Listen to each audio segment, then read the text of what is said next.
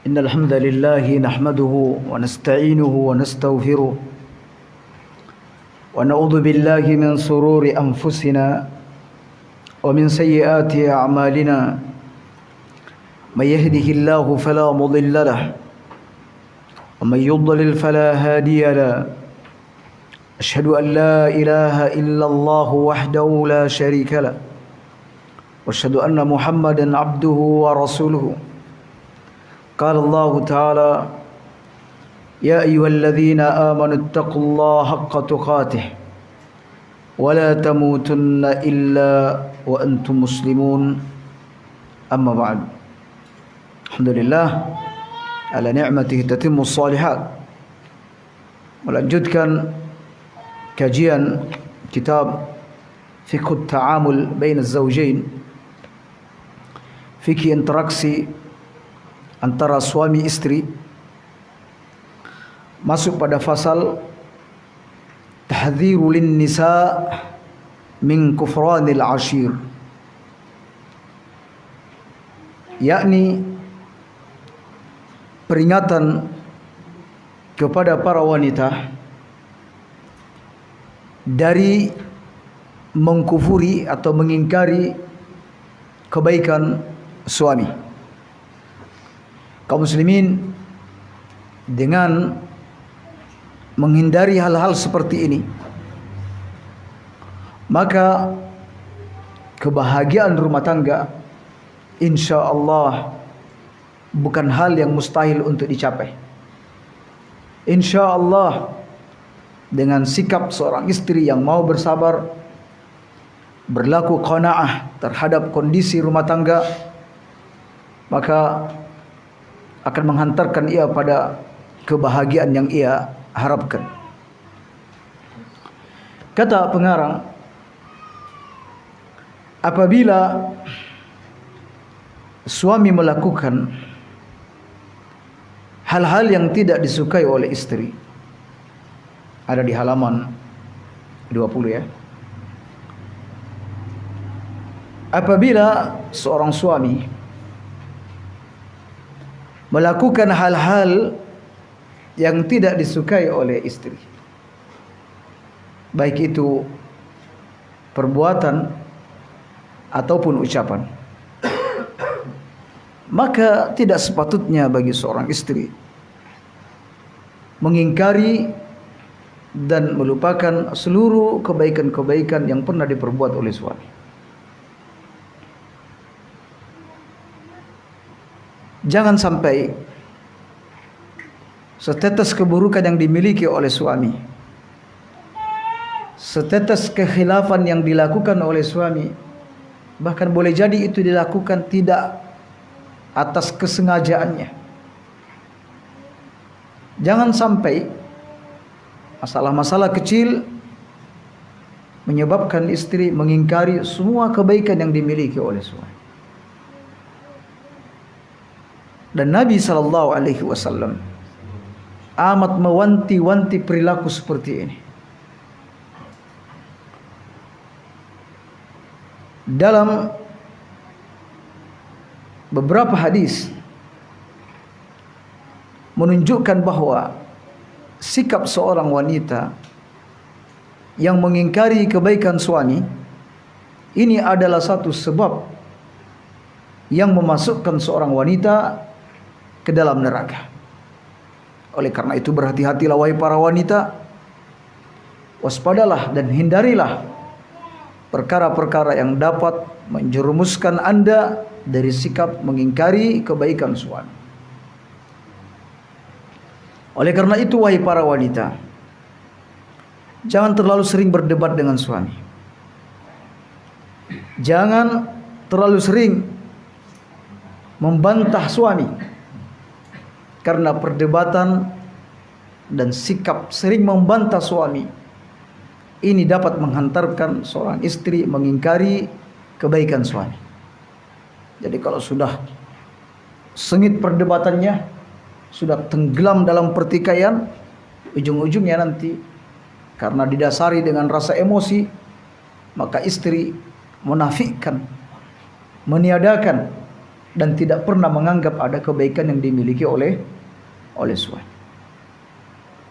Sekiranya pun harus terjadi perdebatan, wahai para istri, jangan menggunakan kacamata hitam yang tebal, yang pekat, sehingga ia tidak bisa menjangkau kebaikan-kebaikan yang pernah dilakukan oleh suami. Dia melihat sama sekali, buta mata, gelap hati, sehingga mengeluarkan ungkapan-ungkapan yang tidak pantas untuk diucapkan, ucapan-ucapan yang tidak terlihat ada bentuk kesyukuran di dalamnya. Berhati-hatilah wahai para istri. Mengapa harus ada peringatan seperti ini? Karena kedudukan suami itu begitu besar, amat besar. Nabi SAW bersabda, "Lau kuntu amiran ahadan ayyasjuda li ghairillah." Sekiranya aku boleh menyuruh seseorang bersujud kepada selain Allah, la amartul mar'ata an tasjuda li zawjiha. Niscaya aku perintahkan wanita itu untuk bersujud kepada suaminya. Lihat begitu besarnya hak suami, sampai hak suami itu didekatkan dengan hak Allah Subhanahu wa taala. Sekiranya aku boleh menyuruh seseorang bersujud kepada selain Allah, niscaya aku suruh wanita itu bersujud kepada suami. Saking besarnya hak. Artinya kaum muslimin, jika wanita mengingkari kebaikan suami, ini hampir-hampir saja sama artinya ia mengingkari kebaikan atau nikmat datang dari Allah Subhanahu wa taala. Makanya disebutkan dalam hadis, "Man lam yaskurin nas la yaskurillah." Siapa yang tidak bersyukur, berterima kasih kepada manusia, maka ia tidak dianggap bersyukur dan berterima kasih kepada Allah Subhanahu wa taala. Dan tentu rasa syukur terbesar kita adalah hadirnya suami dalam kehidupan kita. Engkau wahai para wanita, hanyalah seorang gadis yang berada di rumahmu ketika itu, yang menanti-nanti dengan penuh kegelisahan akan kedatangan seorang laki-laki yang meminang. Andai Allah tidak menggerakkan hati suamimu yang ada saat ini datang meminangmu, maka boleh jadi engkau tidak berkesempatan untuk dipanggil sebagai seorang ibu. Boleh jadi statusmu akan menjadi seorang gadis tua hingga engkau meninggal dunia. Oleh karena itu, dengan adanya suami ini adalah nikmat yang besar. Syukurlah kepada Allah Subhanahu wa taala. Apalagi jika di tengah-tengah kalian lahir anak-anak yang soleh dan soleh, maka justru harus bertambah syukur kalian. Jangan ingkari kebaikan suami,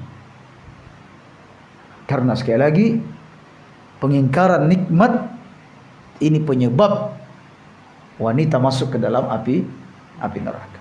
Mari kita simak hadis-hadis tentang itu. Falamma khusifatis syamsu ala ahdi Nabi sallallahu alaihi wasallam, ketika terjadi gerhana di masa Nabi sallallahu alaihi wasallam, ya, dan beliau mengumpulkan para sahabatnya ketika itu untuk hadir di tanah lapang seraya berkata as-salatul jami'ah, sehingga kita mengatakan untuk panggilan salat as-salatul jami'ah itu ada pada salat gerhana. Adapun salat-salat Id misalnya tidak menggunakan lafaz as-salatul jami'ah, cukup menyuruh orang-orang untuk meluruskan shaf lalu bertakbir. Begitu juga ketika misalnya salat tarawih, tidak setiap 2 rakaat selesai lalu hendak melanjutkan rakaat berikutnya lalu berkata as-salatul jami'ah, juga tidak. Begitu juga salat-salat wajib, tidak imam berkata as-salatul jami'ah, tidak, tetapi imam memerintahkan makmum untuk meluruskan shaf-shaf mereka, lalu kemudian bertakbir ketika shaf-shaf mereka sudah lurus. Pernah terjadi gerhana di masa Nabi sallallahu alaihi wasallam. Wa sallan nabiyyu salatal khusuf. Dan Nabi pun melakukan salat khusuf. Dan peristiwa khusuf ini termasuk langka di masa Nabi. Adapun di masa kita ini sampai sebagian orang sudah bosan salat khusuf, salat gerhana, karena saking seringnya. Ya, dan dia mendapati salat khusuf begitu lama dan begitu panjang. Baik.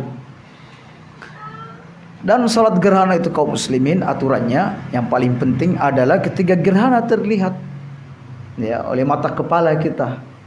Adapun jika hanya sekedar kabar atau berita dari kampung lain, dari negeri lain atau provinsi lain mengatakan bahwa telah terjadi gerhana jam sekian hingga jam sekian, namun jika di wilayah kita tidak terlihat, maka tidak ada kesunahan untuk sholat gerhana. Baik. Qala ba'da salatihi, Nabi sallallahu alaihi wasallam memberikan wejangan selepas sholatnya. Ya, jadi Nabi sallallahu alaihi wasallam sering memanfaatkan sebuah peristiwa-peristiwa untuk menyampaikan wasiat dan pesan. Jika ada kejadian-kejadian misalnya yang ini begitu berpengaruh di hati sahabat, Nabi tampil memberikan wejangan. Jadi Nabi sallallahu alaihi wasallam tidak memiliki waktu-waktu khusus untuk menyampaikan ilmu. Sewaktu-waktu. Jika ada hal yang penting, ada yang hal menjadi tanda tanya para sahabat, Nabi sallallahu alaihi wasallam segera memberikan wejangan. Pernah Nabi sallallahu alaihi wasallam habis salat langsung beranjak meninggalkan tempat duduknya, melangkahi pundak-pundak orang. Orang terheran-heran. Ini bukan kebiasaan Nabi. Biasanya Nabi duduk sejenak untuk berzikir. Tapi kali ini beliau segera meninggalkan tempat duduk beliau lalu masuk ke rumah. Ternyata Nabi sallallahu alaihi wasallam ingat di dalam salatnya bahwa beliau menyimpan uang di balik kasurnya, dan itu belum sempat beliau bagikan kepada orang-orang yang membutuhkan. Lalu Nabi pun memberikan wejangan terkait tentang permasalahan-permasalahan itu. Nah, baik. Nabi berkata, "Inni ra'aitul jannata au uritul jannata." Sesungguhnya aku melihat surga atau aku diperlihatkan surga saat beliau melakukan salat gerhana, salat khusuf. Ya, makanya terlihat Nabi kadang maju, terlihat juga waktu salatnya itu terkadang mundur. Ya. Dan rupanya Nabi beri penjelasan. Tadi aku melihat surga. Ini bukan mimpi. Nabi betul-betul melihatnya. Allah yang perlihatkan. Sebagaimana Nabi ketika Isra Mi'raj, ketika beliau Mi'raj, beliau juga diperlihatkan surga dan diperlihatkan neraka. Aku melihat, aku diperlihatkan surga. Fatanawaltu minha unqudan. Dan aku berupaya untuk mengambil setangkai anggur. Aku berupaya untuk mengambil setangkai anggur. Oleh karena itu Nabi terlihat maju seperti hendak memetik. Walau akhaztuhu, sekiranya aku berhasil meraihnya, mengambil bagian darinya, la akaltum minhu, niscaya kalian dapat memakannya. Ma baqiyatid dunya, dan akan terus ada hingga dunia ini berakhir. Ya, sekiranya Nabi berhasil mengambilnya, dia akan ada terus. Wa ra'aitun nara, dan aku melihat neraka. Falam ara kal yaumi manzaran qattun, dan aku belum pernah melihat seperti hari ini sebuah pemandangan yang amat menakutkan. Ya, tentu amat menakutkan. Gelap, neraka ini gelap, api menyala-nyala. Wa ra'aitu aktsara ahliha an-nisa, dan aku melihat kebanyakan penghuninya adalah para wanita. Ya, disebabkan juga karena memang jumlah wanita dibanding laki-laki itu lebih banyak, apalagi di akhir-akhir zaman. Ya. Jadi Nabi menyaksikan ada banyak wanita di dalam neraka. Ada banyak. Kalau para wanita yang mendengar wejangan seperti ini tentu kaget. Maka terpancinglah mereka untuk bertanya, karena ini kaitannya masalah akhirat apalagi neraka. Maka mereka bertanya, "Lima ya Rasulullah?" Mengapa begitu? Mengapa banyak wanita ada di dalam neraka? Dan semoga Allah Subhanahu wa taala menjaga istri-istri kita termasuk dari bagian mereka. Oleh karena itu kita bacakan hadis ini agar mereka mau menghindari. Ya. Agar mereka tidak termasuk bagian darinya. Qala bi kufrihin, itu disebabkan karena kekufuran mereka. Kufur itu sikap, sementara pelakunya disebut kafir. Ya, kalau kita terjemahkan karena kekafirannya. Tetapi di sini tentu kufrun duna kufrin, alias kekafiran di bawah kekafiran, bukan kekafiran yang mengeluarkan dari Islam. Disebutkan dalam hadis, sibabul muslim fisqun wa qitaluhu kufrun. Sibabul muslim fisqun. Ya. Mencela seorang muslim adalah perbuatan fasik. Wa qitaluhu kufrun, memeranginya adalah perbuatan kufur. Tetapi tidak ada ulama mengatakan orang yang membunuh seorang muslim statusnya menjadi kafir. Ya. Bikufrihin, karena kekufuran mereka. Jadi ungkapan-ungkapan kafir bagi kita dalam Islam ini adalah hal yang biasa, hal yang lumrah. Ya.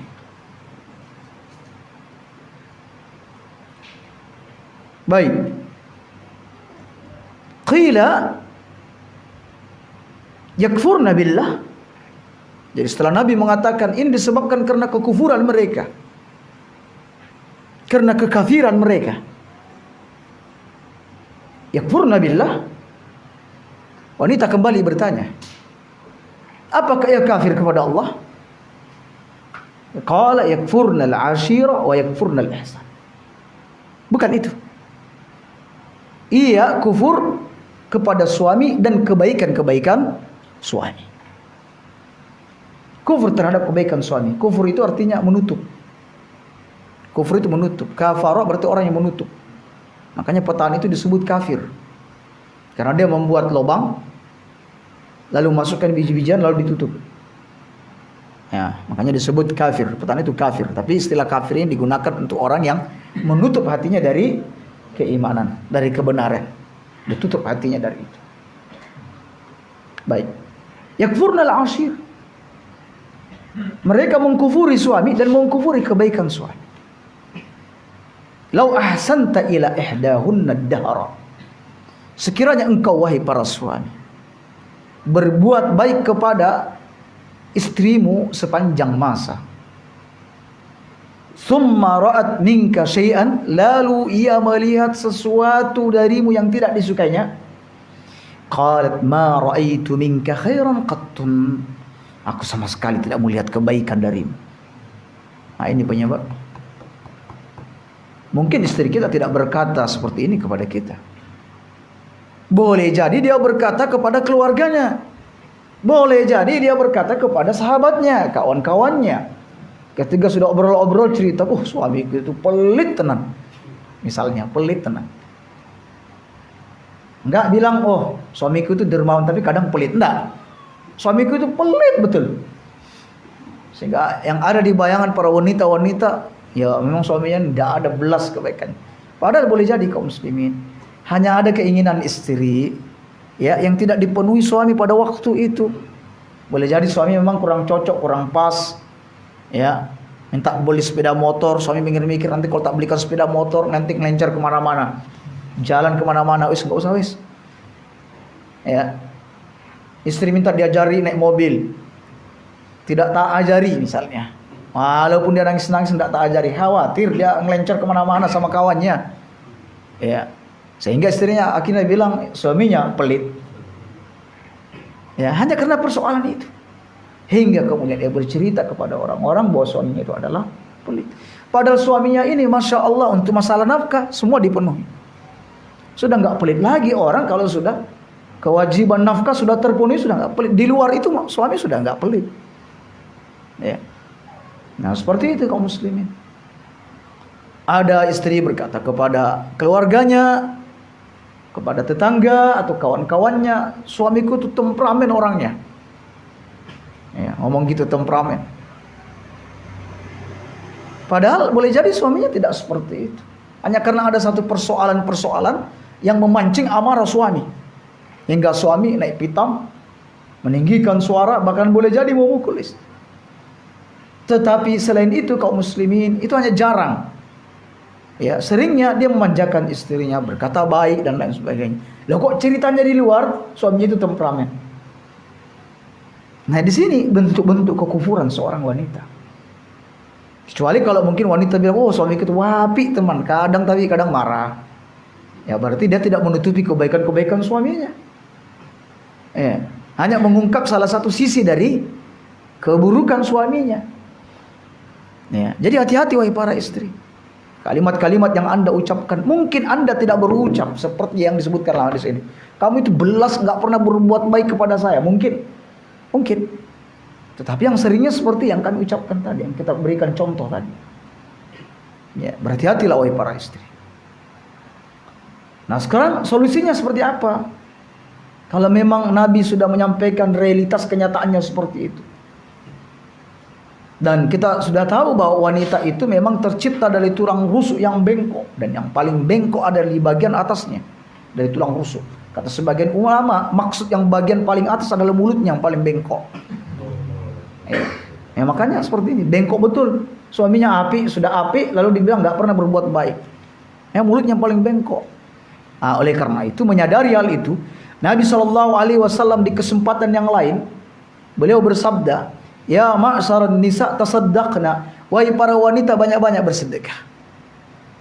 Wa aktsirna minal istighfar, dan banyak-banyak istighfar.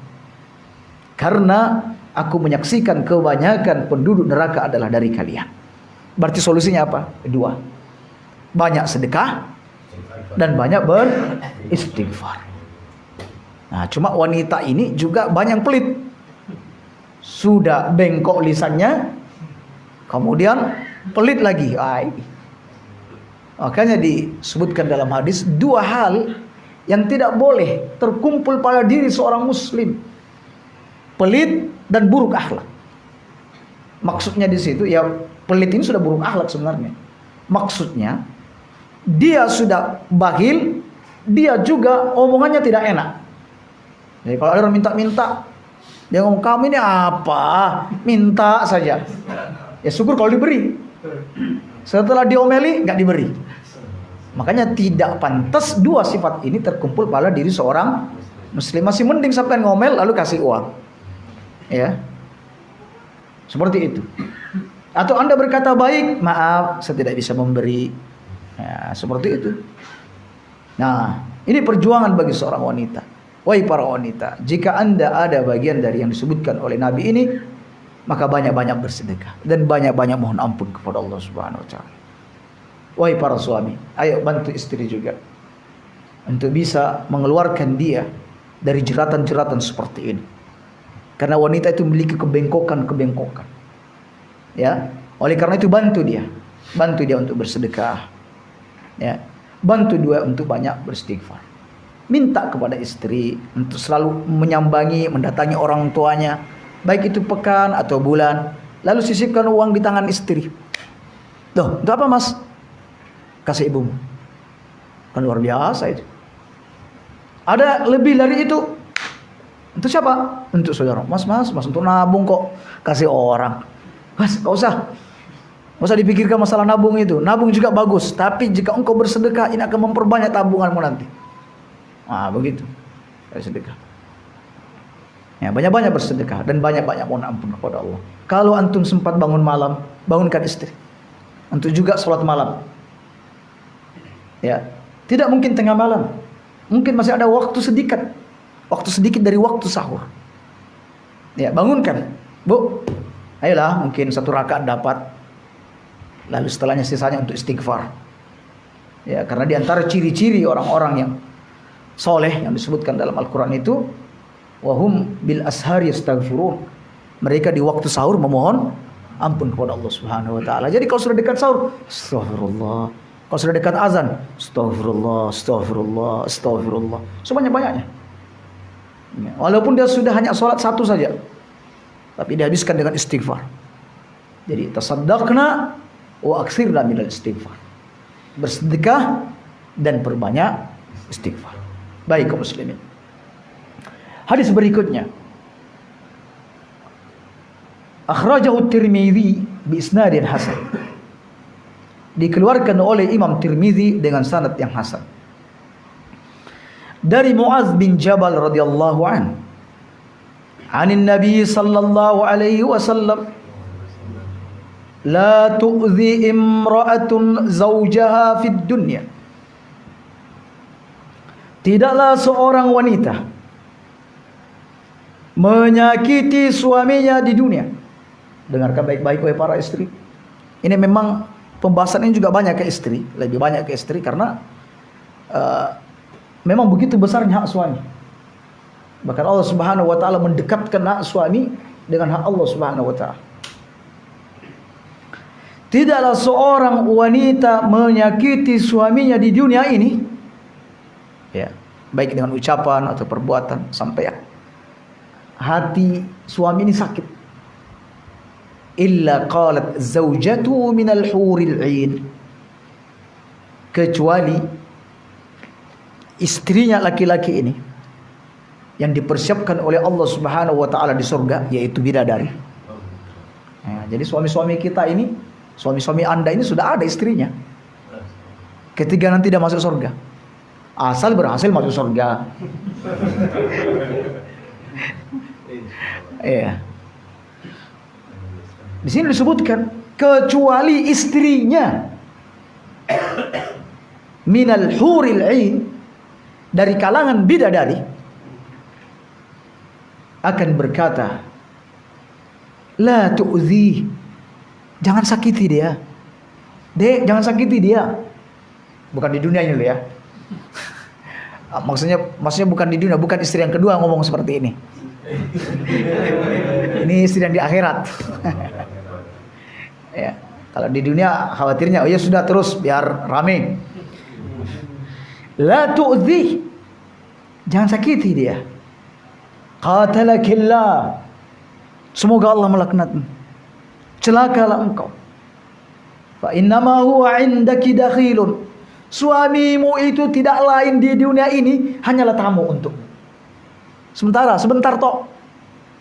Yusiku ayyufariqaki ilaina, hampir-hampir saja atau sudah dekat waktunya dia akan meninggalkanmu dan datang kepada kami.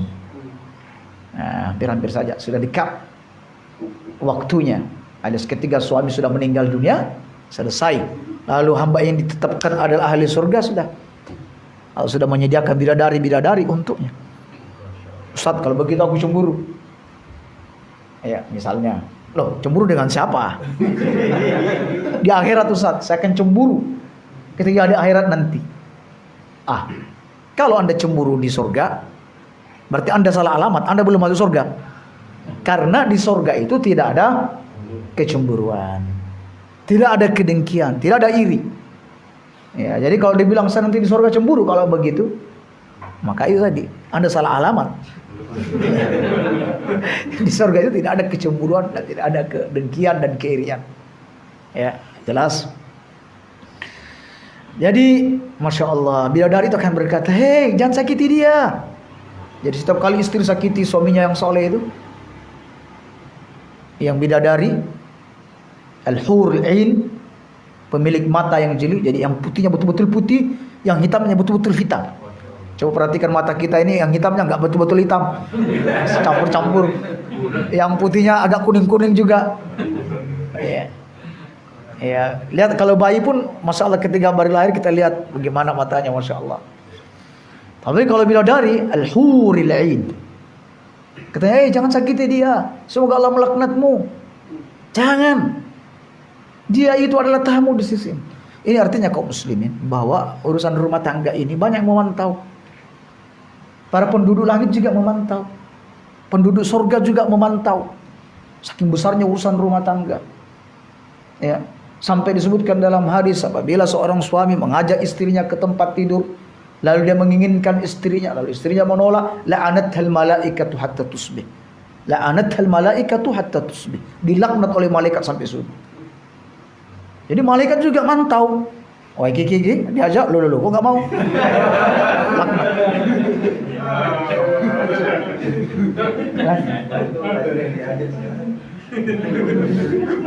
Perhatikan. Lihat juga para bidadarinya memantau. Iki sakiti suaminya, langsung berdoa istrinya, calon istrinya yang ada di surga. Katanya, qatalakillah. Semoga Allah melaknatmu. Itu hanya tamu bagimu. Sebentar lagi dia akan meninggalkanmu. Dan dia akan menuju ke arah kami. Ya, seperti itu. Kaum muslimin. Berikutnya, wa anil Husain bin Mihsan. Ya, jadi bukan cuma di alam malaikat, orang yang ada di penghuni surga. Bahkan para jin pun sibuk ngurusi rumah tangga kita. Ini karena besarnya urusan rumah tangga ini. Ya, sampai iblis itu mengirim pasukan-pasukannya, tentara-tentaranya untuk menebar kerusakan di muka bumi ini. Dan siapa yang paling bagus pekerjaannya, nanti paling tinggi kedudukannya dan akan didekatkan kedudukannya dengan iblis sebagai pimpinannya. Jadi selalu datang laporan, bos lapor, apa? Saya habis begini. Kadang masih dianggap kecil, sudah, terus, yang lain. Hingga akhirnya ada jin berkata, saya masuk ke dalam rumah tangga seseorang dan aku tidak meninggalkan rumah tangga ini hingga sang suami menceraikan istrinya. Ya, kata iblis, kamu adalah senikmat-nikmat pasukan. Ya, atau engkau lah orangnya, engkau yang memiliki kedudukan yang tinggi itu. Bayangkan kaum muslimin. Di alam jin pun, ya, mereka menjadikan rumah tangganya sebagai fokus kerusakan mereka, untuk membuat kerusakan di tengah mereka. Para malaikat juga selalu memantau. Para penghuni surga yaitu bidadari juga selalu memantau. Nah, maka perhatikan wahai para istri. Hadis berikutnya dari Husain bin Mihsan. Anna ammatallah, bahwa bibinya dari ayahnya, dari pihak ayah. Kalau khala itu bibi dari pihak ibu. Disebutkan dalam hadis, al-khalatu bimanzilatil ummi. Bibi itu dari pihak ibu, saudaranya ibu, itu kedudukannya sama dengan kedudukan ibu. Ada dalam kedudukan ibu. Ya, alias bahwa saudarinya ibu kita itu punya kedudukan yang besar dan agung. Ya, sampai diposisikan sama dengan kedudukan ada pada kedudukan ibu kita. Ya. Makanya biasanya kalau saudarinya ibu itu biasanya lebih ngopeni, lebih dekat dengan anak-anak kita. Beda kalau dari bapak kita. Saudari dari bapak kita, ya dekat tapi tidak sedekat dengan saudari dari ibu kita. Ya. Atatin Nabiya sallallahu alaihi wasallam fi hajatin faraghat min hajatiha. Pernah datang kepada Nabi dan menyampaikan hajatnya. Setelah tuntas hajatnya, faqala laha an-nabiy sallallahu alaihi wasallam, azatu zaujin anti? Punya suami? Biasanya Nabi kalau bertanya sesuatu bukan pertanyaan basa-basi. Sebagaimana kebiasaan kita, sebagian kita atau bukan kita, orang lain. Kalau bertanya kabar temannya, apa kabar? Oh, aduh, aku nggak enak badan. Atau aduh, aku ini lagi terlilit utang. Oh iya ya, semoga cepat lunas. Mestinya kaum muslimin, kalau orang-orang salaf terdahulu, apa kabar? Anu mas, aku ini banyak utang. Oh ya sudah, berapa utang yang kau miliki? Enggak benar. Para salaf terdahulu, pertanyaan mereka bukan basa-basi. anu loro kabeh awak sakit semua ini tapi nggak punya uang untuk beli obat. Oh, masya Allah ya, kita ke dokter mana? Spesialis atau dokter mana? Oh. Nah, sekarang ini hanya kadang tinggal basa-basi. Apa kabar? Sehat ya, sehat ya. Hanya sekedar itu aja, sekedar di mulut. Ya, dan tidak begitu kaum muslimin. Nah, sama dengan Nabi. Punya suami, kalau dibilang tidak akan dicarikan. Biasanya begitu. Ya. Ada sahabat yang ya wajahnya pas-pasan. Ditanya oleh Nabi, punya istri? Katanya, Rasulullah, aku ini ibarat barang dagangan. Ya, yang enggak payu. Siapa yang mau menikahkan putrinya dengan aku? Oh, ya sudah ya. Nanti kita carikan. Ya. Siapa ingat nama sahabat ini? Julaibib. Julaibib. Kini Nabi datang kepada salah satu keluarga yang dia tahu di sana punya anak perempuan. Ya. Datang, Assalamualaikum. Waalaikumsalam. Ini saya, oh ahlan wa sahlan ya Rasulullah. Ada maksud apa datang ke tempat kami? Katanya, saya datang untuk meminang putrimu. Ahlan wa sahlan. Ya, selamat datang atas pinangan Rasulullah sallallahu alaihi wasallam. Tetapi bukan untuk saya. Loh, untuk siapa ya Rasulullah? Untuk Julaibib. Julaibib? Oh ya. Nanti tak beritahukan ibunya dulu. Ya, biasanya begitu. Kalau sudah nanti tak beritahukan ibunya, berarti tanda-tanda ditolak. Ya. Lalu setelah itu sang suami menyampaikan kepada istrinya. Istrinya begitu berbahagia karena dilamar oleh Rasulullah, tapi ternyata yang dilamarkan adalah Julaibib. Ya. Sampai istrinya juga bingung. Katanya, gimana ya? Kan di sana masih banyak sahabat ini, masih banyak ini, yang ini. Kok Julaibib? Artinya bahwa di sini Nabi tidak mandang. Oh, ini belum menikah. Oh, ini ganteng atau tidak. Pekerjaannya ada atau tidak. Enggak. Nabi langsung, oh ya sudah ya, tak carikan nanti. Kalau kita kadang menghubungkan, apa pekerjaanmu? Ganteng wong iki, oh ya nanti tak carikan. Kalau sudah elek-elek, enggak mau dicarikan. Ya, segitu. Oh, ya. Kalau ada orang punya pekerjaan bagus, ganteng, semangat dia mencarikan. Kalau Nabi enggak. Ya. Hingga kemudian ketika mereka berketetapan untuk menolak pinangan Nabi sallallahu alaihi wasallam, sang gadis mendengar percakapan itu, akhirnya berkata, ya ayah, betulkah Nabi meminangku? Katanya, betul, tapi bukan untuk Nabi, untuk Julaibib. Kalau itu merupakan keputusan Nabi, jalankan ayah. Nah, akhirnya mereka pun menikah. Ya. Ya, bahagia ya, tapi hanya berapa saat ada panggilan jihad. Ada panggilan jihad. Julaibib pun ikut dalam jihad ini. Hingga terjadi pertempuran yang sengit. Ada beberapa sahabat yang meninggal. Biasanya ketika perang sudah usai, para sahabat saling bertanya, mana si fulan? Oh ini. Mana si fulan? Oh ini. Adapun Nabi sibuk mencari Julaibib. Mana Julaibib? Orang padahal tidak begitu perhatian karena Julaibib ini siapa? Ya, mana Julaibib? Mana Julaibib? Ya.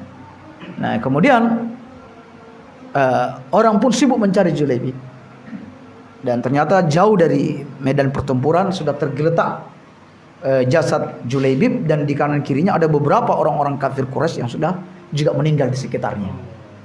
Ya, dia syahid. Lalu Nabi SAW turut langsung untuk memakamkan Julaibib, dan Nabi meletakkan kepala Julaibib di lengan Nabi, sampai sahabat pun pada iri. Katanya, andai kami ada di posisi Julaibib. Ya. Dan setelah lewat masa iddah daripada istri Julaibib ini, antrilah para sahabat-sahabat yang mulia untuk meminang istri Julaibib, mantan istri Julaibib. Ini keberkahan karena mengikuti apa? Mengikuti arahan dan keinginan Nabi sallallahu alaihi wasallam. Baik. Azatu zaujin anti? Punya suami? Qalat na'am. Alhamdulillah, punya suami. Kaifa antilah? Bagaimana kau perlakukan suamimu? Qala ma aluhu illa ma ajaztu anhu. Ya, saya berupaya untuk memberikan pelayanan kecuali apa yang aku tidak sanggup melakukannya. Kata Nabi, "Fanduri aina anti minhu." Perhatikan baik-baik di mana kedudukanmu di hati suamimu. Fa innama huwa jannatuki wa naruki. Karena surgamu dan nerakamu ada pada suamimu. Surgamu dan nerakamu ada pada suami. Lihat sebesar apa kedudukan engkau di hati suamimu. Lihat apakah ia mencintaimu, apakah dia ridho kepadamu, apakah dia menyenangimu, selalu memandang senang denganmu, tidak ada kebencian kepadamu. Perhatikan baik-baik. Ataukah sebaliknya, suami ketus kepadamu, kesel kepadamu setiap saat, mangkel suamimu, ya, benci melihatmu, selalu memakimu karena kesalahan dan tingkah lakumu yang buruk. Maka jika begitu keadaannya, ya tentu neraka bagimu. Jadi kedudukanmu, wahai para istri, di depan suamimu itu amat besar pengaruhnya tentang surga dan neraka. Jadi ini dorongan kepada para wanita untuk mengambil hati suami, ya, untuk berbaik-baik kepada suami, ya, mesti seperti itu, ya.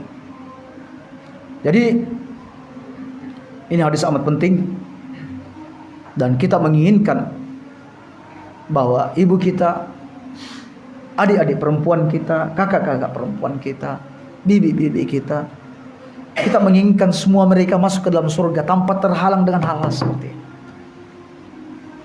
Ya, tetapi memang kadang suami menggunakan hadis-hadis seperti ini untuk mengancam istri. Ayo senangkan saya, carikan lagi aku. Akhirnya adalah surga dan nerakamu. Ya, biasanya seperti itu. Nah, jadi kaum muslimin, tentu kita ingin menyelamatkan semua kerabat-kerabat kita ini. Jangan sampai dengan ini menyebabkan mereka terhalang masuk ke dalam surga. Wabil khusus adalah istri kita. Ya, selalu kita ingatkan tentang ini. Namun itu tadi, bahwa bagaimanapun wanita itu memiliki kebengkokan-kebengkokan. Jika sampai itu terjadi, selalu ingatkan lagi, suruh bersedekah dan suruh banyak beristighfar. Nah, seperti itu kaum muslimin. Kemudian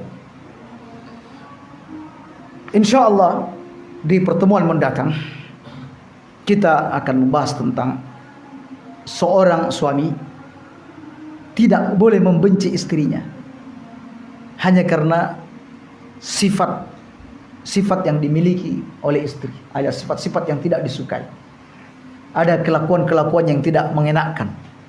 Maka seorang suami tidak boleh membenci istrinya karena itu. Dan menariknya kaum muslimin, nanti akan ada contoh-contoh bahwa setiap orang itu memiliki kekurangan. Nanti pengarang akan mengambil contoh dari kisah-kisah istri-istri Nabi Sallallahu Alaihi Wasallam. Tetapi inti dari pembahasan kita malam ini dulu yang kita bahas.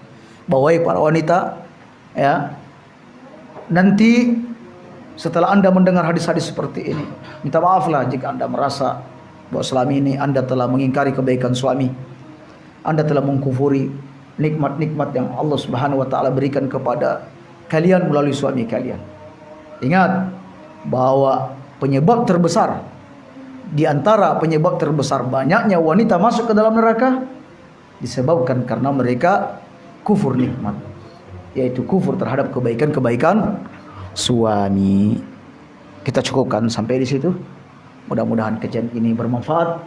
Subhanakallahumma bihamdik, la ilaha illa anta astaghfiruka wa atubu ilaik. Assalamualaikum warahmatullahi wabarakatuh.